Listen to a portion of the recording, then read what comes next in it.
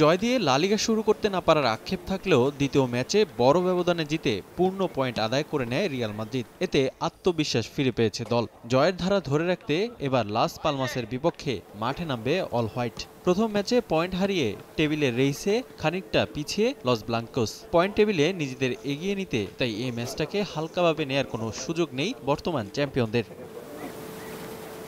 গেল মৌসুমে রিয়ালের তারকা ফুটবলার টনি ক্রুস অবসরের ঘোষণার পর শক্তিমত্তা আরও বাড়িয়েছে কার্লো অ্যানচেলত্তির দল। কিলিয়ান এমবাপ্পে ও এনরিকের যোগদানের পর নতুন মিশনে মাদ্রিদিস্তারা। তবে লিগে বিগত 2 ম্যাচে তেমন কোনো ঝলক দেখাতে পারেনি এমবাপ্পে। রিয়ালের হয়ে নিজের অভিষেক ম্যাচে উয়েফা সুপার কাপের ফাইনালে গোল পেলেও লা লিগায় এখনও প্রতিপক্ষের জালে বল জড়াতে পারেননি ফরাসি এই তারকা।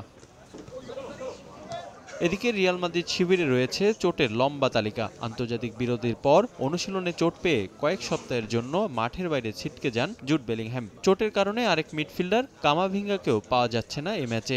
এছাড়া 2 ডিফেন্ডার ডেভিড আলাভা ও জেসুস ভালাজ্জোকে দেখা যাবে না সাদা জার্সিতে। অর্ধেক পাউডারে দ্বিগুণ উজ্জ্বলতা। নতুন রিন অ্যাডভান্সড অর্ধেক পাউডারে দ্বিগুণ উজ্জ্বলতা। কিছু গুরুত্বপূর্ণ খেলোয়াড়কে না পাওয়ায় কৌশল পরিবর্তন করতে পারেন মাদ্রিদ কোচ। এই ম্যাচে 4-2-3-1 ফরমেশনে সাজানো হতে পারে একাদশ, যেখানে ভিনিসিয়াস, আর্দা গুলার ও রদ্রিগোর সঙ্গে এমবাপ্পেকে নিয়েই আক্রমণ ভাগ সামাল দিবে রিয়াল মাদ্রিদ। এছাড়া নিষেধাজ্ঞা কাটিয়ে পালমাসের বিপক্ষে ম্যাচ দিয়ে দলে ফিরবেন ফারল্যান্ড মেন্ডি।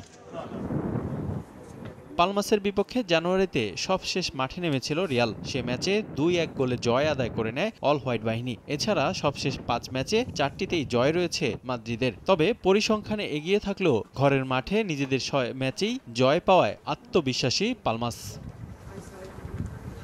রিফাতুল ইসলাম মিরন, সময় সংবাদ।